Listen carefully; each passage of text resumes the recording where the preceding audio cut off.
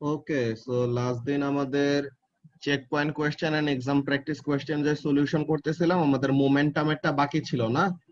So মোমেন্টামের ওইটার যেই সলিউশনের video দেওয়ার পর এরপর কি কারো কোনো কনফিউশন আছে যে মোমেন্টাম রিলেটেড যে চেক পয়েন্ট এন্ড মোমেন্টামের এক্সাম প্র্যাকটিস কোয়েশ্চেন গুলো রিলেটেড কোনো প্রবলেম আছে?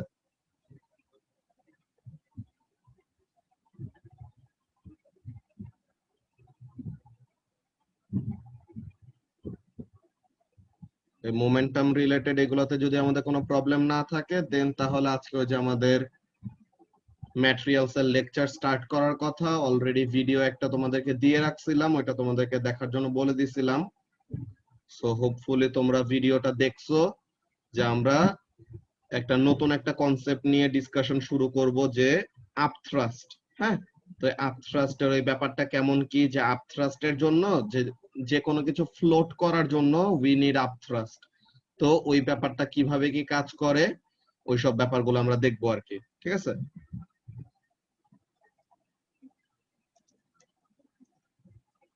তো মোমেন্টাম রিলেটেড কারো কোনো প্রবলেম নাই?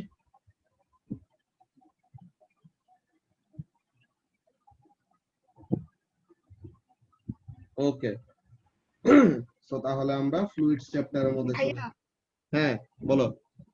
ইলাস্টিক এন্ড ইনইলাস্টিক কলিশন একটু বুঝাবা?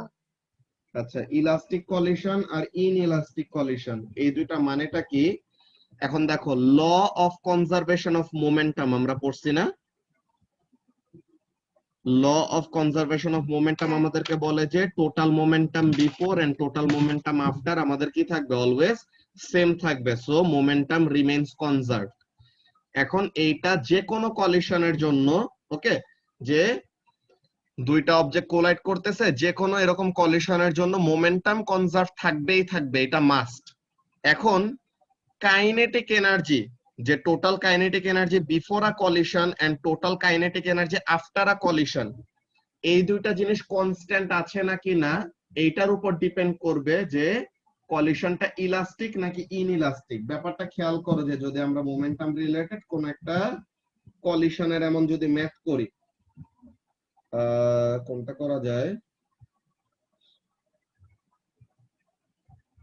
কলিশনের এখানে কোনো ম্যাথ আসে নাই, কি অবস্থা?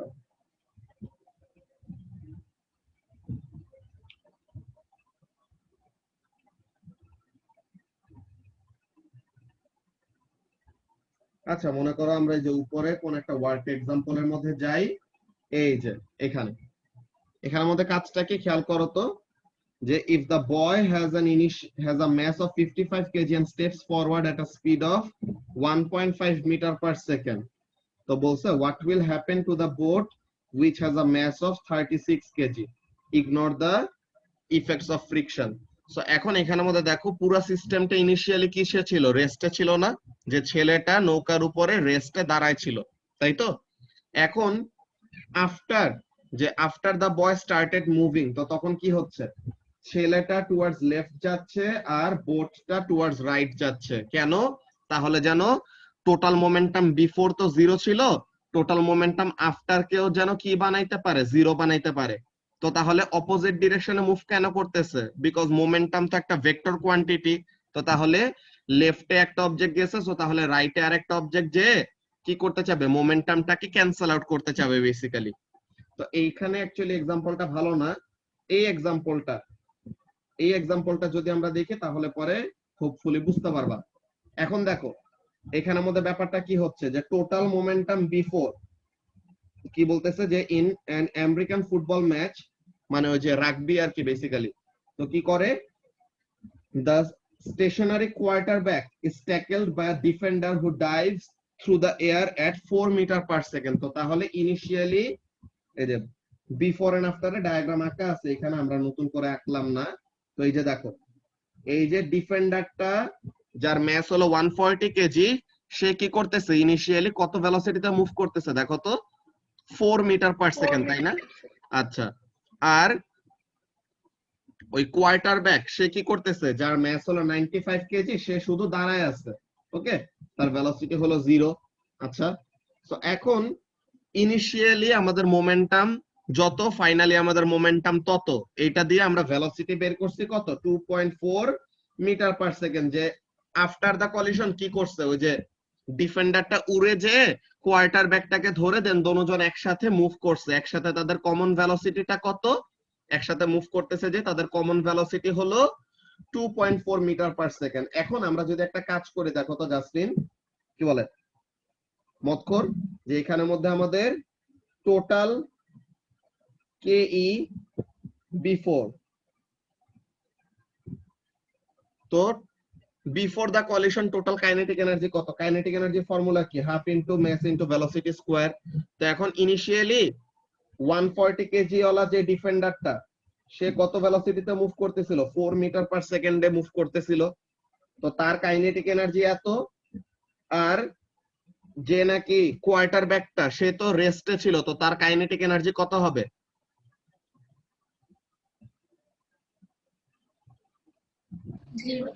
0 হবে। তো তাহলে পরে এটা ক্যালকুলেটরে বসাও তো কত আসে, যে 140 ইন্টু 4 স্কোয়ার ইন্টু হাফ, এটা করলে পরে আসে কত, 1120। 1120 এমন। হ্যাঁ। এখন আমরা টোটাল কাইনেটিক এনার্জি আফটার বের করি।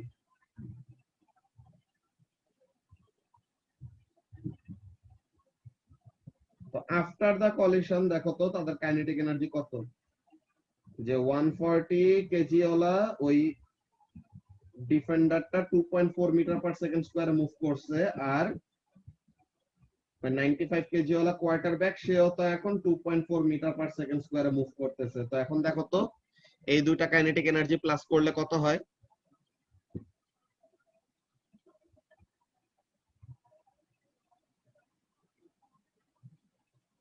676.8। 676.8। তো এখন এই দুইটা কাইনেটিক এনার্জি কি before the collision and after the collision kinetic energy কি সেম আছে?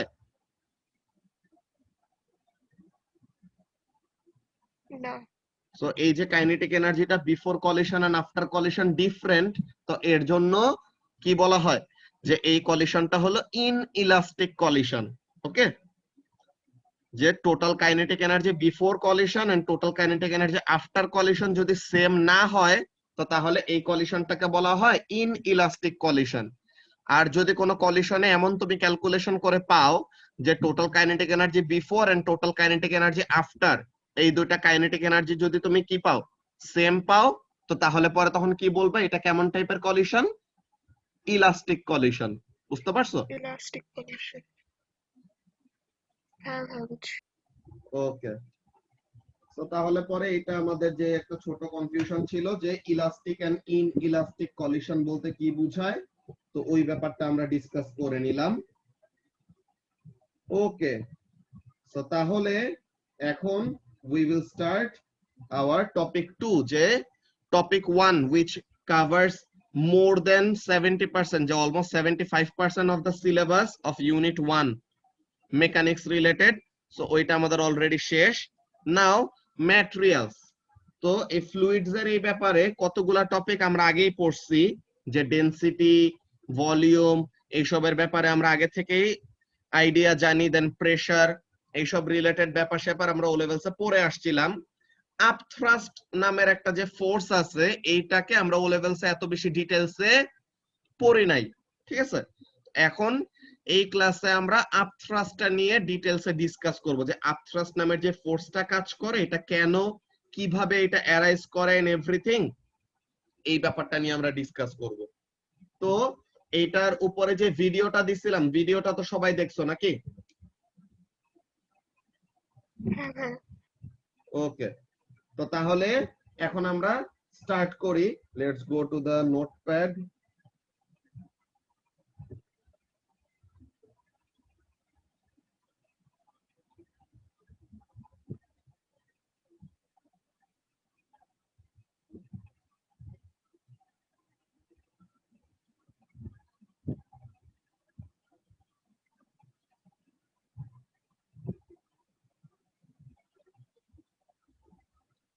আচ্ছা, সো এখন এখানের জন্য ব্যাপারটা খেয়াল করা, আমরা আজকে একটা মজার ব্যাপার দেখবো, এটা তোমরা অলরেডি ভিডিওতে দেখছো। সো হোপফুলি তোমাদেরকে জিজ্ঞাসা করলে পরে আমি রাইট অ্যান্সারটা পাবো, বাট আমি প্রথমে একটু ছোট একটা রিভিউ দিয়ে নেই।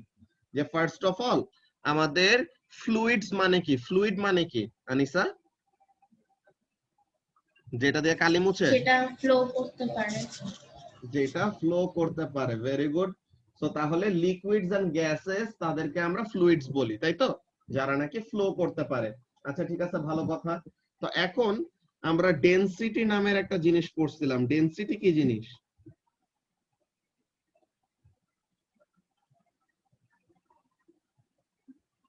এটা জাস্ট ও লেভেলস এর একদম ছোট রিক্যাপ যে ডেনসিটি মানে কি। ডেনসিটি হলো আমাদের ম্যাস পার ইউনিট ভলিউম, ঠিক আছে? যে পার ইউনিট ভলিউম, এই ওয়ার্ডিং গুলা, ঠিক আছে? এই যে টার্ম কতগুলি আমরা বলি, যে ডেনসিটি ডেফিনেশন বলতে সময় আমরা বলি কি?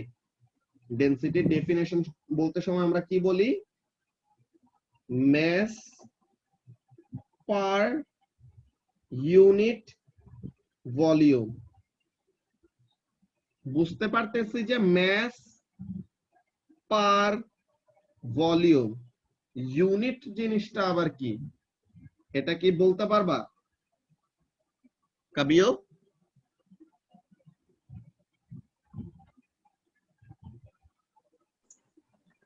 1 মিটার কিউবে কতটুকু ম্যাস আসে এমন কিছু। ইউনিট মানে হলো ইউনিটি, মানে ওয়ান। ওকে, ইউনিট মানে হলো ওয়ান। তো তাহলে mass per unit volume, unit volume যখনই আমরা ভলিউম বলবো, এন্ড অলওয়েজ আমরা একদম লেকচারের শুরুতে একদম ওরিয়েন্টেশন ক্লাসেই বলে দিয়েছি, ইউনিট হলো আমাদের সবচেয়ে সিগনিফিকেন্ট জিনিস, and always we will use what? SI units. ঠিক আছে, আমরা অলওয়েজ এসআই ইউনিটস নিয়ে ডিল করব। সো আমাদের ভলিউমের এসআই ইউনিট কি? Metre cube. ম্যাসের এসআই ইউনিট কি? কিলোগ্রাম। সো তাহলে ডেনসিটি কি হবে? Kilogram per metre cube. তো তাহলে এখানের মধ্যে ইউনিট ভলিউম মানে কি? যে 1 মিটার কিউব ভলিউমে কতটুকু ম্যাস কন্টেইন করা আছে, এই ব্যাপারটাকে কি বলা হয়? ডেনসিটি বলা হয়। এরপরে প্রেসার যখন নাকি আমরা বলি যে ফোর্স পার ইউনিট এরিয়া, মানে পার ইউনিট এরিয়া মানে কি? যে 1 মিটার স্কয়ার এরিয়াতে কতটুকু ফোর্স অ্যাপ্লাই করা হচ্ছে, that is known as the pressure. Okay, so এটা যখন বলেই ফেললাম, প্রেসারের ব্যাপারটা আমরা লিখে ফেলি। যে প্রেসার নিয়ে আমরা কি জানি? প্রেসার হলো ফোর্স বাই এরিয়া। তো এখানের মধ্যে কি, যে 1 মিটার স্কয়ার এরিয়াতে কতটুকু ফোর্স কাজ করতেছে, এই জিনিসটাকে বলা হয় প্রেসার। ঠিক আছে, আচ্ছা। সো এখন এখানের মধ্যে আমরা লিকুইডস এর জন্য, হ্যাঁ আনিসা, লিকুইডের জন্য আমরা একটা প্রেসারের ফর্মুলা আলাদা করে ডেরাইভ করছিলাম, মনে আছে? লিকুইডের প্রেসারের ফর্মুলাটা কি ছিল? রো জি এইচ, তাই না? তো তাহলে আমাদের লিকুইডের জন্য প্রেসারের ফর্মুলাটা ছিল রো জি এইচ। আচ্ছা, এখন আমরা একটা ইন্টারেস্টিং ব্যাপার করব, ঠিক আছে? We will derive the formula for upthrust. ঠিক আছে, আপথ্রাস্ট নামের যে ফোর্সটা কাজ করে, কেন কাজ করে ওইটাও আমরা বলবো, এন্ড আপথ্রাস্টের ফর্মুলাটা এইটা কেন, ওই ব্যাপারটা আমরা এখন ডেরাইভ করব বেসিক্যালি। আপথ্রাস্ট ফোর্সটা আমাদের অ্যারাইজ করে because of pressure difference. Okay, pressure difference at different depths of the liquid. যে আমাদের এই ফর্মুলাটা দেখলে পরে বোঝা যাচ্ছে কি, যে pressure is equal to rho g h. তো ফর্মুলা দেখে বোঝা যাচ্ছে কি, যে ডেপথ যত বাড়বে প্রেসার তত বেশি, ডেপথ যত কম হবে প্রেসার তত কম হবে, তাই না? তো তাহলে পরে এই ব্যাপারটাই আমরা এখানের মধ্যে খেয়াল করব যে কি হচ্ছে। Okay, so if we see over here, যে এইটা হলো মনে করো ওয়াটার সারফেস। ওকে, এখন ওয়াটার সারফেসের নিচে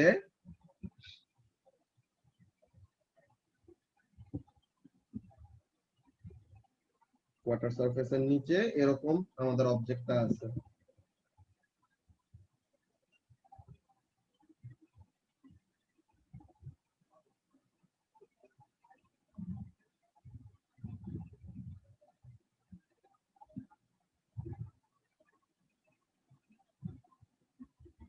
ওকে, সো এখন এই আমাদের ওয়াটার সারফেসের নিচে এই আমাদের অবজেক্টটা আছে। এই অবজেক্টের মনে করো আমি হাইট দিলাম, ঠিক আছে, যে এই অবজেক্টের হাইট হলো h। হাইট h এটা আমাদের ম্যাটার করে না আসলে, আমরা এমন দেই যে উপরে এইখানে এতটুকু হলো h1, ঠিক আছে, যে ওয়াটার সারফেস থেকে টপ অফ দা অবজেক্ট, যেই অবজেক্টের আমরা প্রেসার ডিফারেন্সটা বের করব, তো ওয়াটার সারফেস থেকে টপ অফ দা অবজেক্টের হাইট হলো কত, আর ডেপথের ভ্যালু হলো h1। তো আমরা এটা এরকম করে লিখি, এটা হলো h1, আর এখানে হাইট অফ দা অবজেক্ট হলো x। সো তাহলে পরে এইটা কত হবে কাবিও, যে top of the h1 plus x। Excellent, h1 plus x। আচ্ছা ঠিক আছে, ভালো কথা। সো এখন এখানে মধ্যে মনে করো যে তার একটা ক্রস সেকশনাল এরিয়া আছে, ওকে, তার একটা ক্রস সেকশনাল এরিয়া আছে হলো a, ওকে, তার একটা ক্রস সেকশনাল এরিয়া কত, a। আচ্ছা ঠিক আছে, ভালো কথা। সো এই হলো আমাদের মেইন সিচুয়েশন। এখন আমি যদি মতখোরকে জিজ্ঞাসা করি যে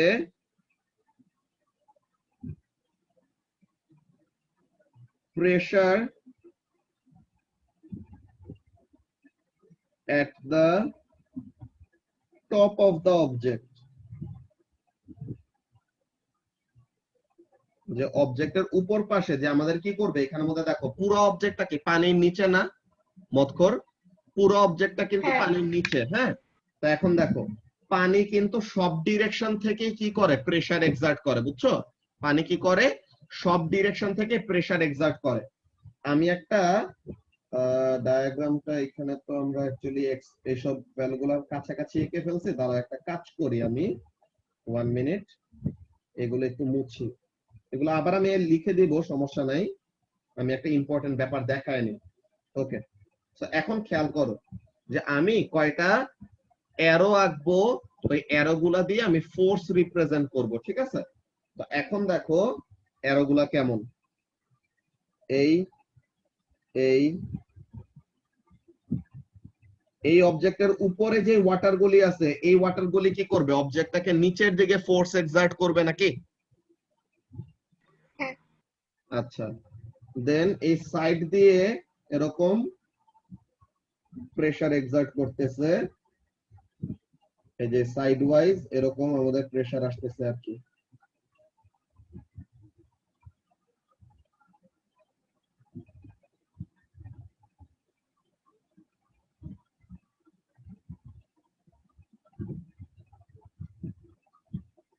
ওকে,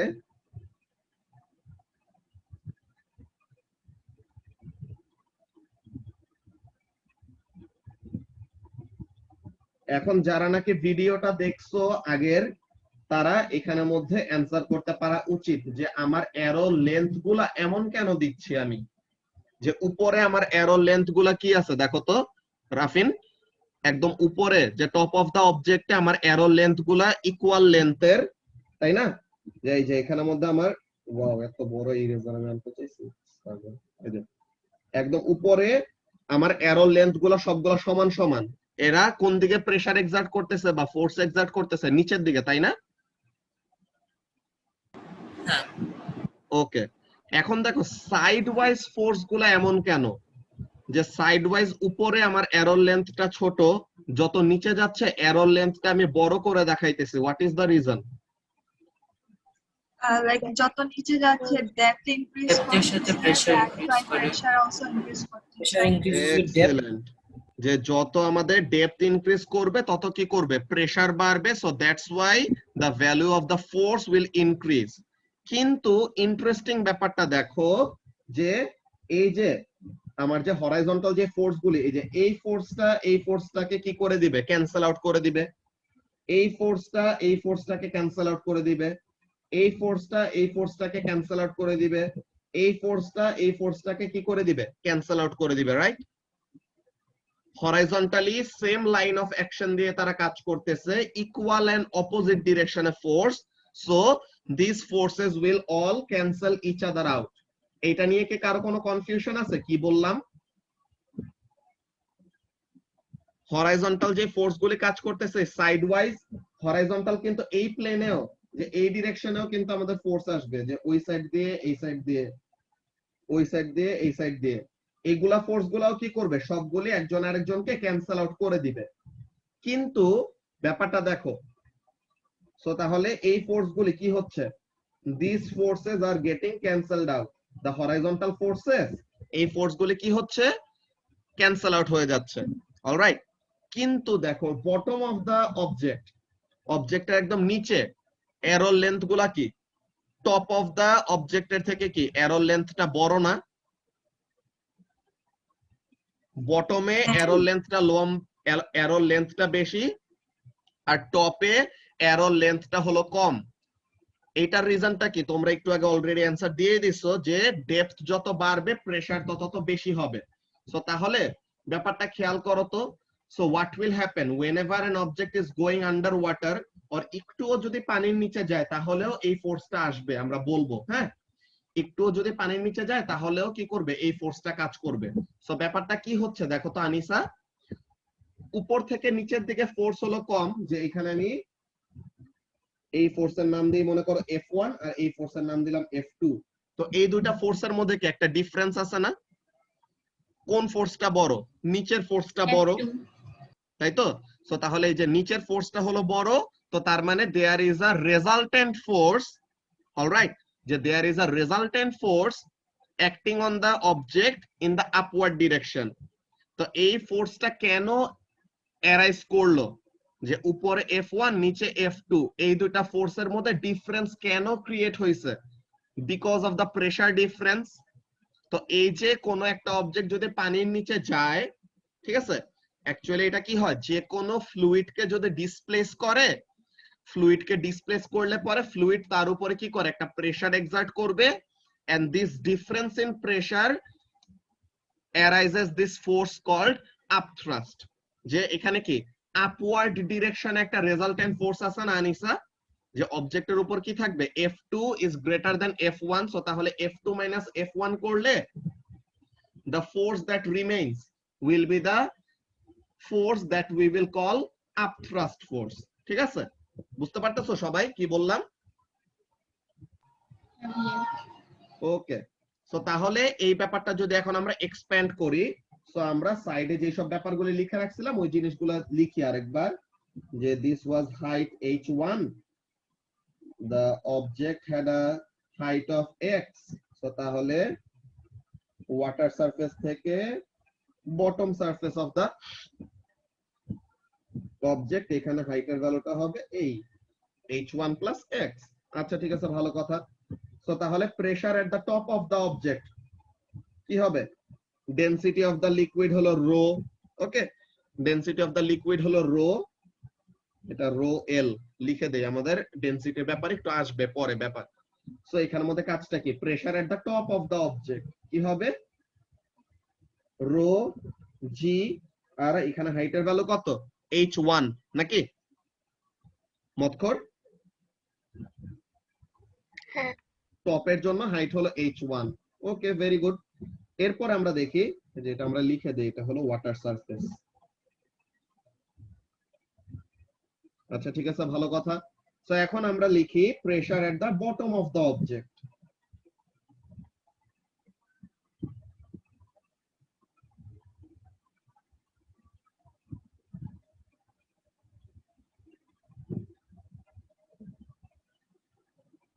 সো এখন বটম অফ দা অবজেক্টের জন্য যদি প্রেসার বের করি, density of the liquid will remain the same, যদিও ডেনসিটির আসলে ভেরিয়েশন হয়, বাট এত ছোট জায়গার মধ্যে এত বড় ভেরিয়েশন সিগনিফিকেন্ট কিছু হবে না। সো তাহলে এই যে density of the liquid into g, আর এখানের মধ্যে ডেপথের ভ্যালুটা কত, h1 plus x। h1 plus x। So তাহলে পরে এখন আমরা একটা কাজ করতে পারি, কি আছে, top and bottom of the অবজেক্টে প্রেসার দুইটা আলাদা, তো তাহলে we can do what, pressure difference বের করতে পারি যে delta p. So pressure difference between the top and the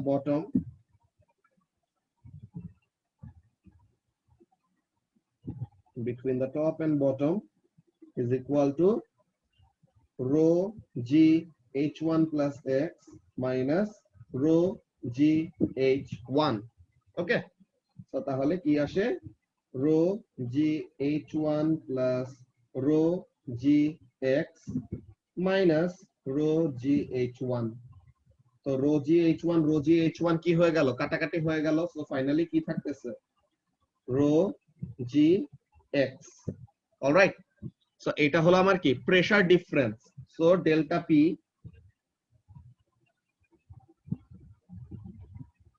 যে change in pressure or difference in pressure যদি আমরা বলতে চাই, আসলে এটা কি টপ এন্ড বটমের মধ্যে ডিফারেন্সটা নিলে পরে কি আসতেছে, rho g into x, that is height of the object. Okay, এটা একটা সিগনিফিকেন্ট একটা ব্যাপার হিসেবে কাজ করবে, আমরা দেখতেছি। তো এখন প্রেসার আসলো এইটা, তো প্রেসার ডিফারেন্সটা কি হবে,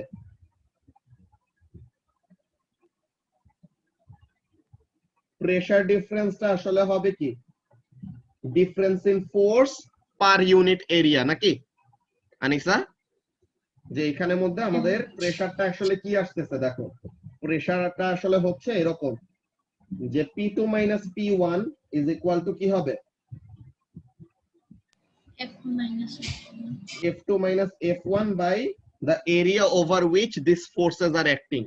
তো এখন এই যে এরিয়াটাকে তো আমরা A ধরে রাখছিলাম আগে থেকে, তাই না? যে A এই এরিয়াটাতে কি হচ্ছে, উপর থেকে নিচের দিকে ফোর্স এক্সার্ট করতেছে F1, নিচের থেকে উপরে ফোর্স এক্সার্ট করা হচ্ছে F2। সো এখন এই ব্যাপারগুলা নিয়ে আমরা কাজ করি। সো তাহলে আমরা প্রেসার ডিফারেন্সের ব্যাপারটা এখন এরকম লিখি যে pressure difference is equal to the difference in between the force, যে F2 আর F1 এর মধ্যে ডিফারেন্সটা by area. Pressure difference into area. তখন প্রেসার ডিফারেন্সটা কি বের করছি আমরা, rho g x, right, rho g x আর মাল্টিপ্লাইড বাই এরিয়া। সো এখন দেখো আমরা কিন্তু ও লেভেলসে থাকতে সময় একটা ব্যাপার বলে রাখছিলাম যে কোনো প্রিজমের জন্য, হ্যাঁ, যে কোনো এরকম অবজেক্টের জন্য আমাদের আসলে ভলিউমের ফর্মুলাটা কি হয় Anisa? cross sectional area into length. Cross sectional area into length. So তাহলে দেখো তো এটা আমাদের কি, এই যে এই এরিয়াটা হলো এ, নিচের এই এরিয়াটাও হলো কি এ।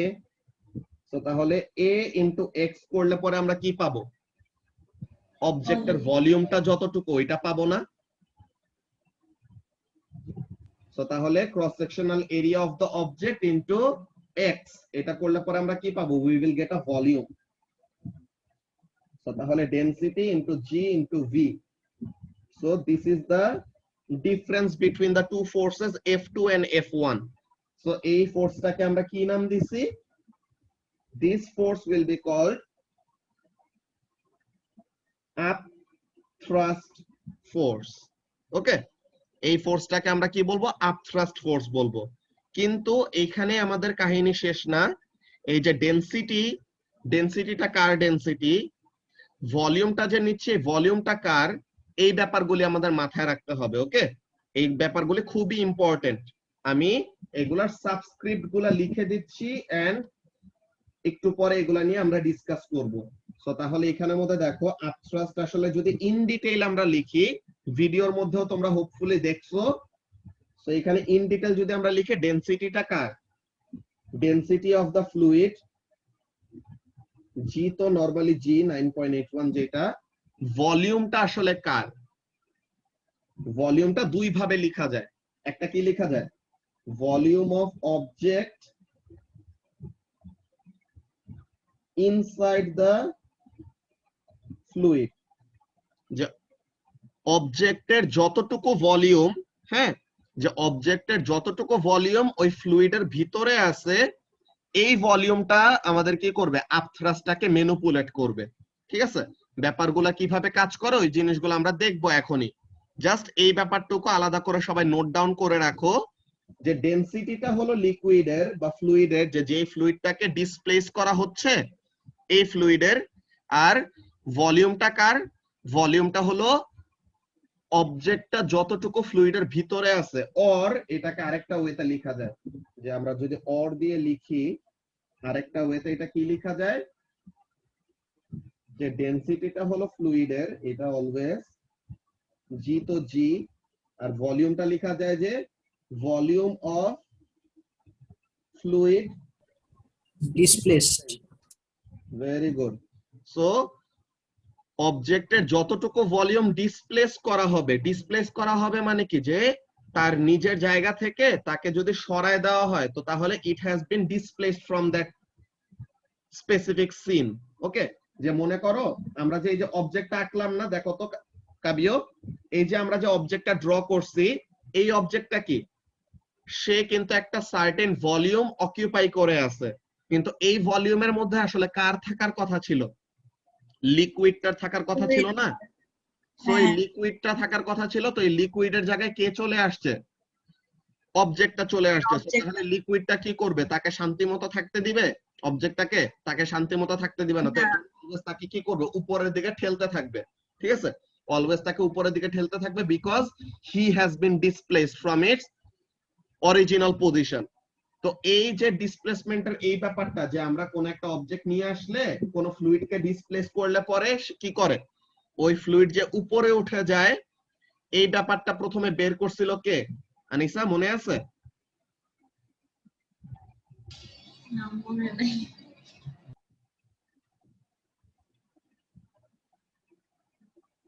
এইটা বলে বলে ন্যাংটা হয়ে একটা শহরে দৌড়াইছিল কে?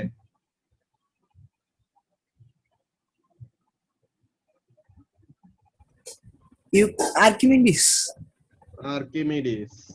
ঠিক আছে, যে আর্কিমিডিস কি করছিল, তাকে একটা টাস্ক দেওয়া হয়েছিল না আনিসা, মনে আছে? যে তোমাদেরকে ডিসপ্লেসমেন্ট ক্যানের মেথড পড়ানোর সময় কিন্তু এই গল্পটা বলছিলাম। কেমন গল্প, যে আর্কিমিডিস যে শহরে ছিল, শহর তো না, তখন এক একটা কিংডম থাকতো, তো এখন ওখানে কি আর্কিমিডিস যে কিংডমে ছিল ওই কিংডমের রাজাকে, হ্যাঁ, একজন গোল্ডস্মিথ কি করছে, সে সুন্দর একটা ক্রাউন বানায় দিছে, বুঝছো? একটা গোল্ডস্মিথ কি করছে, রাজাকে সুন্দর একটা ক্রাউন বানায় দিছে। এখন রাজার ক্রাউনের ডিজাইন খুবই পছন্দ হয়েছে, কিন্তু রাজার গোল্ডস্মিথটাকে এত বেশি বিশ্বাস হয় না, বুঝছো? তো রাজাটা ভাবতেছে আচ্ছা ক্রাউনের ডিজাইনটা সুন্দর, ঠিক আছে, কিন্তু এই ক্রাউনটাকে পুরাটা পিওর গোল্ড দিয়ে বানানো নাকি ভিতরে অন্য মেটাল আছে আর বাইরের দিকে গোল্ড দিয়ে প্লেটিং করে দিছে। তো রাজা তো এই ব্যাপারে শিওর না আর কি, রাজার একটু মনে খুঁতখুত হইতেছে। তো আর্কিমিডিস ছিল ওই এরিয়ার সবচেয়ে স্মার্টেস্ট পারসন। তো আর্কিমিডিসকে ডাক দিছে, তো বলছে যে তুমি এই ক্রাউনটা নাও, তোমার কাজ হবে যে এই ক্রাউনটাকে ভাঙা যাবে না, বিকজ ভাঙলে পরে তখন ভিতরে ভাঙা সেরা দেখলো যে পুরাটা গোল্ড দিয়ে বানানো ছিল, তো তখন কি হবে, তখন গোল্ডস্মিথ মন খারাপ করবে, বলবে যে আমারে বিশ্বাস করে না, ভাঙছে, এখন আবার আবার নতুন করে বানাই দিতে, তেমন তো আর বানাই দিবে না, দিবে? তো রাজা বলতেছে যে এই ক্রাউনটা ভাঙা যাবে না, অনেক সুন্দর মতো ডিজাইন করা আছে ক্রাউনের মধ্যে, তো ভাঙতে পারবা না, বাট স্টিল তুমি ডিটারমাইন করবা যে এটা কি পুরাটা পিওর গোল্ড দিয়ে বানানো হয়েছে নাকি না। তো তখন আর্কিমিডিস ওরকম একটু কনফিউশনে পড়ে গেছে, আচ্ছা এটাকে পুরাটা না ভেঙে বা না কেটে কিভাবে বোঝা যায় যে এটা পুরাটা গোল্ড দিয়ে বানানো নাকি না। তো সে এই ব্যাপারে চিন্তা করতে করতে, মনে করো গোসলে যাবে, তো সে তার বাথটা ওরকম পুরাটা পানি দিয়ে ভরছে, দেন সে এরকম চিন্তা করতেছে যে আচ্ছা কিভাবে বের করা যায়, how to determine the density, যে ক্রাউনের স্পেসিফিক কোন এরকম শেপ ছিল না যে সে ভলিউমের ফর্মুলা দিয়ে ভলিউম বের করবে। তো সে তখন এটা নিয়ে চিন্তা করতেছে, তো তখন তার টাব পুরাটা ভরে গেছে, দেন সে কি করলো, টাবের মধ্যে ওরকম পা দিল, তো তখন দেখছে কি টাবটার পানি কি করছে, ওভারফ্লো হয়ে যে স্পিল করে বাইরের দিকে পড়ে গেছে। তখন আর্কিমিডিসের মাথায় আসছে আচ্ছা আমি যদি ক্রাউনটাকে নিয়ে এরকম পানির মধ্যে নিয়ে ফেলি তো তখন কি হবে, সে একটা certain volume of fluid displace করবে। কত ভলিউম অফ ফ্লুইড ডিসপ্লেস করবে, যতটুকু ভলিউম অফ অবজেক্ট পানির ভিতরে দিব ততটুকু ভলিউম অফ ওয়াটার কি হয়ে যাবে, বাইরে বের হয়ে যাবে। তো তখন সে কি করলো, প্রবলেমটা সলভ করে ফেললো। তো তখন সে কি গোসলে যাচ্ছিল না, সে তো আসলে জামা কাপড় পুরাটা খুলে টুলে এরপরে গোসলে গেছিল আর কি। তারপর যখন নাকি সে এটা মাথার মধ্যে ক্যালকুলেশন করে ফেলছে যে সে এটা বের করতে পারবে, তো ইউরেকা মানে হলো আই হ্যাভ ফাউন্ড ইট, বুঝছো? তো সে তখন তার যে গায়ের মধ্যে কাপড় নাই এটার কোনো খবর নাই আর কি, সে ওরকম ন্যাংটা অবস্থাতে পুরা শহর দৌড়ায় দৌড়ায় সবাইকে বলে বেড়াইতেছে যে ইউরেকা ইউরেকা, এটা বলে বলে চিল্লাইতেছে যে সে এটা সলভ করে ফেলছে। তো এইটা ছিল মেইন স্টোরি, যে কিভাবে করে বের করা হয়েছে যে ফ্লুইড ডিসপ্লেসমেন্টের ব্যাপারে এইসব আইডিয়া, দেন ফ্লুইড মেকানিক্স এর এইসব ব্যাপারে আর্কিমিডিস এইসব টাইপের ক্যালকুলেশন গুলি করে সে ডিটারমাইন করছে, বুঝছো? আচ্ছা, তো এখন এই যে আমরা যেই ব্যাপারটা নিয়ে কথা বলতেছিলাম যে আপথ্রাস্ট, তো আপথ্রাস্ট হলো একটা ফোর্স।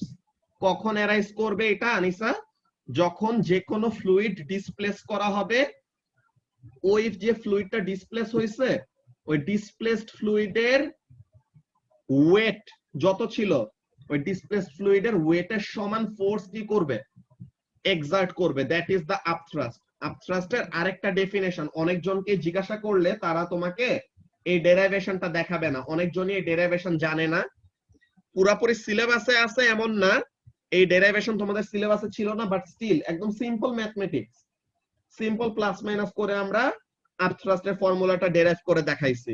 ওকে, এইখানের মধ্যে ইম্পর্টেন্ট যে ব্যাপারটা, অনেকজনকে যদি তুমি জিজ্ঞাসা করো যে হোয়াট ইজ আপথ্রাস্ট, তারা বলবে যে upthrust is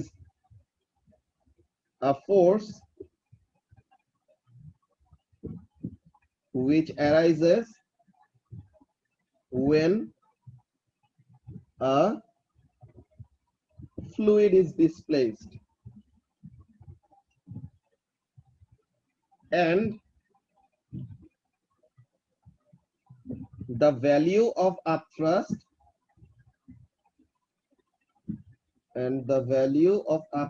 is numerically equal to value of the upthrust টা কি, এটা হলো numerically equal to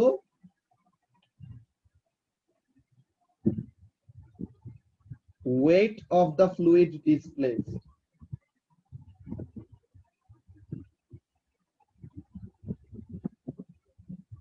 যতটুকু ফ্লুইড তুমি ডিসপ্লেস করতেছো ওই ফ্লুইডের কি আছে, একটা ম্যাস আছে না?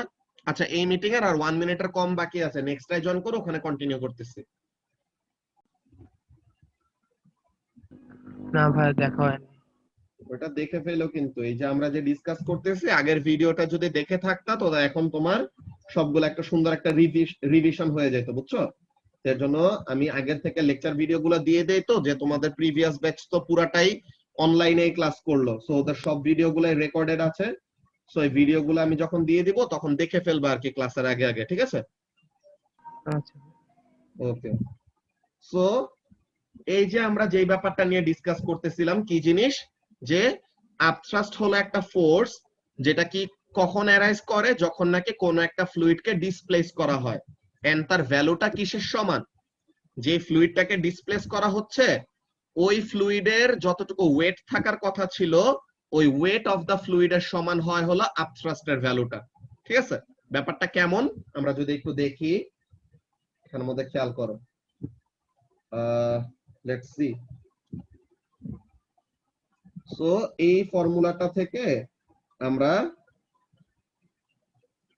এই জিনিসটাকে জাস্টিফাই করব। ওকে আনিসা, যে আপথ্রাস্টের ভ্যালুটা হলো weight of the fluid displaced এর সমান, এই ব্যাপারটা আমরা জাস্টিফাই করব। So let's see what happens.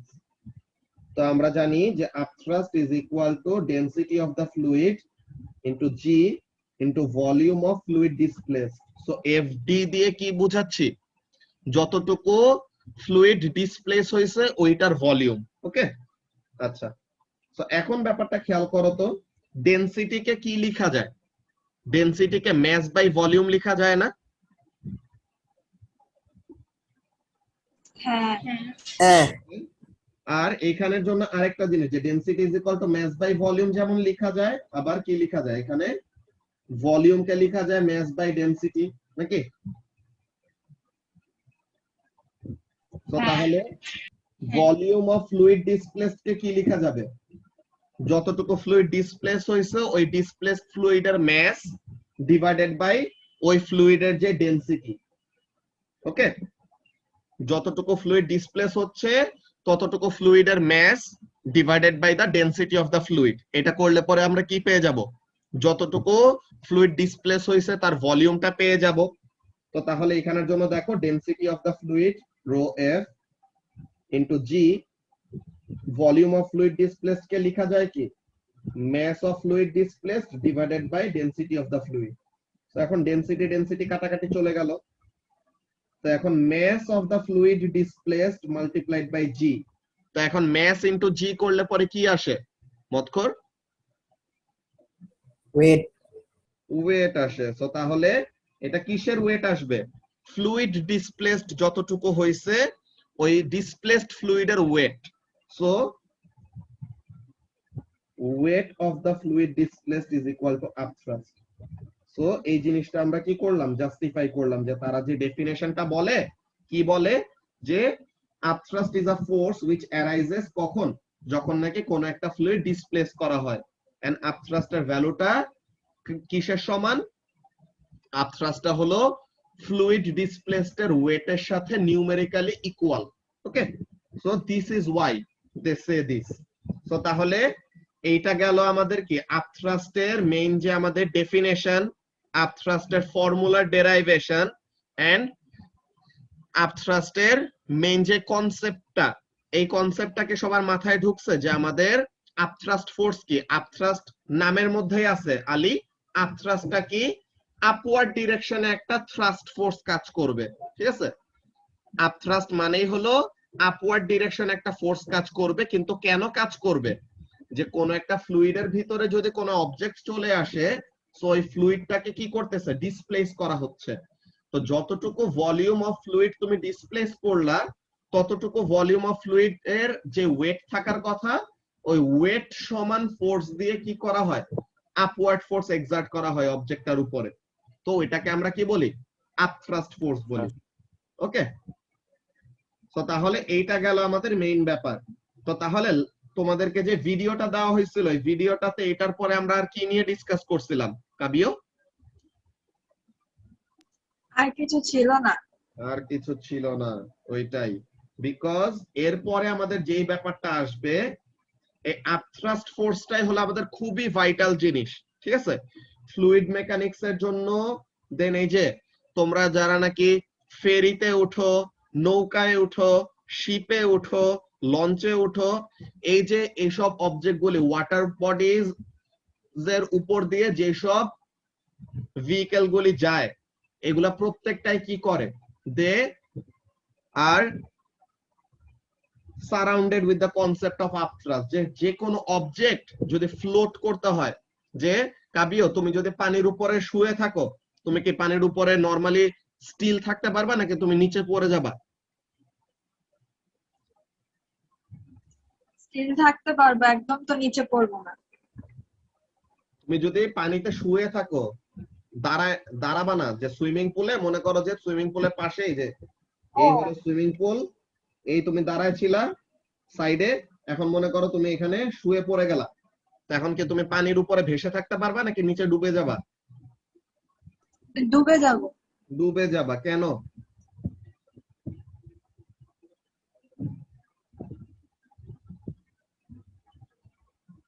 এইখানের মধ্যে আমাদের ডেনসিটি রিলেটেড একটা কম্পারিজন আছে, যে ওয়াটারের যে ডেনসিটি, তোমার ডেনসিটি যদি ওয়াটারের ডেনসিটি থেকে কি হয়? তোমার ডেনসিটি যদি ওয়াটারের ডেনসিটি থেকে বেশি হয়, সো তখন you will sync.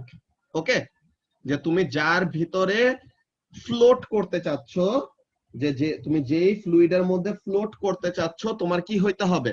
In order to float, upthrust must balance the weight of the object. Okay, or in other case we can say that যে তোমার ডেনসিটি ফ্লুইডের ডেনসিটির থেকে ছোট হইতে হবে। ওকে, যে if you are less dense, তো তাহলে কি করতে পারবা, ইউ ক্যান ফ্লোট। লাইক মনে করো তুমি যদি কোন একটা ফোম, ঠিক আছে, তুমি যদি কোন একটা ফোম কি করো, পানির উপরে ফেলো, তো তখন কি করে, ফোমটা ফ্লোট করে না? আর কোন একটা লাইফ বয় তুমি যদি কি করো, ফেলে দাও পানির উপরে, দেন ওইটা কি করে, ফ্লোট করে। What is the reason? Because ওইটার ওভারঅল ডেনসিটি ওয়াটারের ডেনসিটি থেকে কম, ঠিক আছে। সো তাহলে ওই ফোমের ডেনসিটি বা যেই অবজেক্টে ওয়াটারে ফ্লোট করে তার ডেনসিটিটা কি হয়, আসলে ওয়াটারের থেকে কম হয়, তো এর জন্য সে কি করতে পারে, ফ্লোট করতে পারে। এখন মনে করো তোমার কাছে একটা ছোট কয়েন আছে, তো একটা কয়েন যদি তুমি পানির উপরে ফেলো, ওই কয়েনটাকে পানিতে ফ্লোট করবে নাকি নিচে ডুবে যাবে?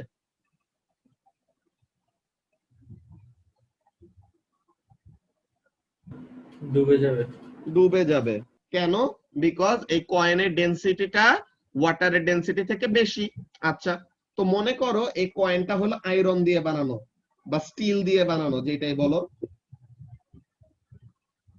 এখন যদি আমি একটা কথা বলি যে তোমরা তো শিপে উঠছো, অনেকজন শিপে উঠছো, লঞ্চে উঠছো, সবারই তো মোরলেস এক্সপিরিয়েন্স থাকার কথা, তাই না? তো এখন শিপের বডি কি দিয়ে বানানো? স্টিল দিয়ে বানানো না আলী? শিপের বডি এরকম আমাদের কি দিয়ে বানানো থাকে, স্টিল দিয়ে বানানো থাকে, আর মেটাল দিয়ে বানানো থাকে। তো এমন কি কোনো মেটাল আছে যার ডেনসিটি ওয়াটারের থেকে কম?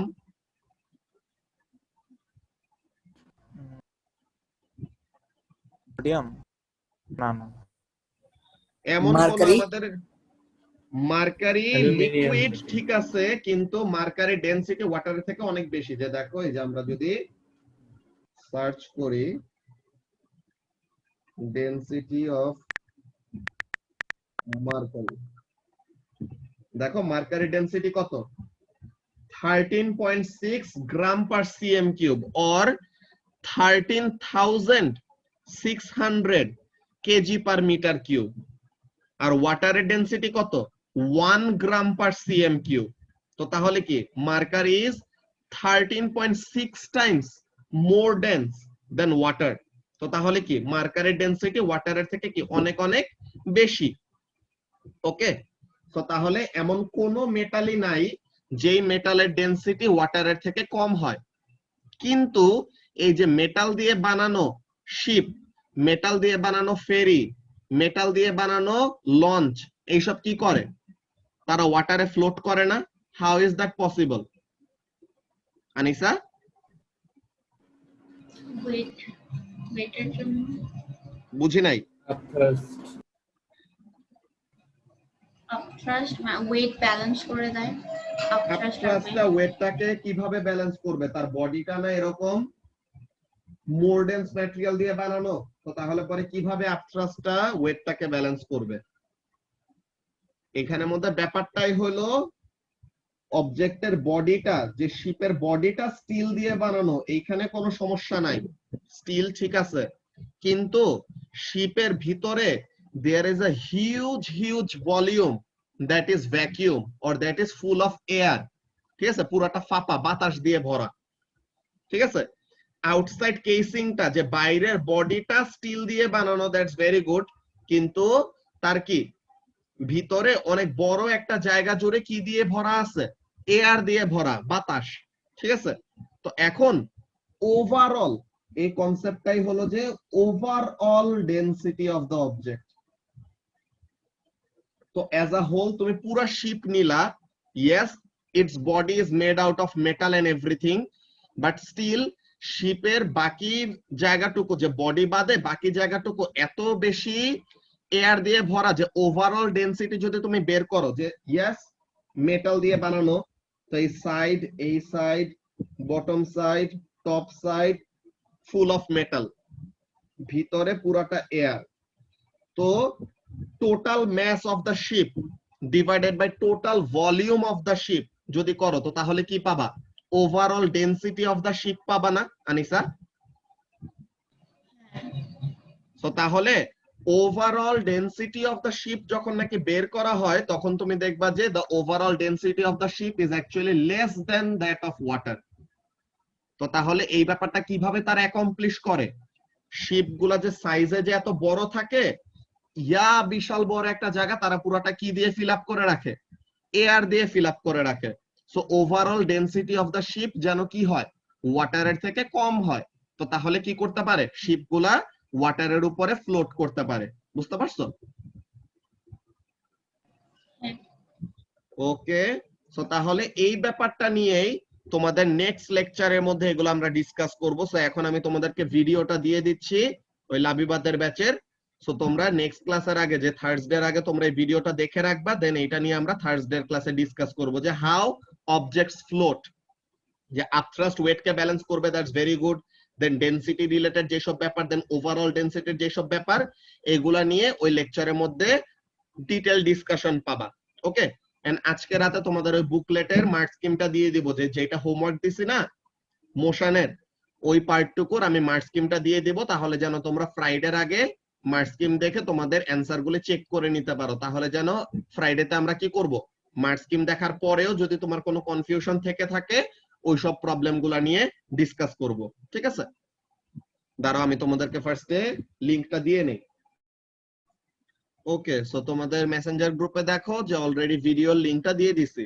ওকে, সো আমরা থার্সডে ক্লাসে এই ভিডিও লেকচারে যেটা যেই যে জিনিসগুলো আছে এগুলো নিয়ে ডিসকাস করব। ওকে, সো তাহলে এখন আমরা আজকে ক্লাসটা এখানে শেষ করতেছি। এন্ড আমরা নেক্সট উইকে তোমাদের রোজার মাসে আমাদের টাইমিং গুলা কেমন কি হইতে পারে ওই ব্যাপারটা নিয়ে কথা বলবো। ওকে, রোজার মাস তো চলে আসতেছে অলমোস্ট। সো আজকের ক্লাসটা আমাদের এইটুকুই। আল্লাহ হাফেজ। আল্লাহ হাফেজ।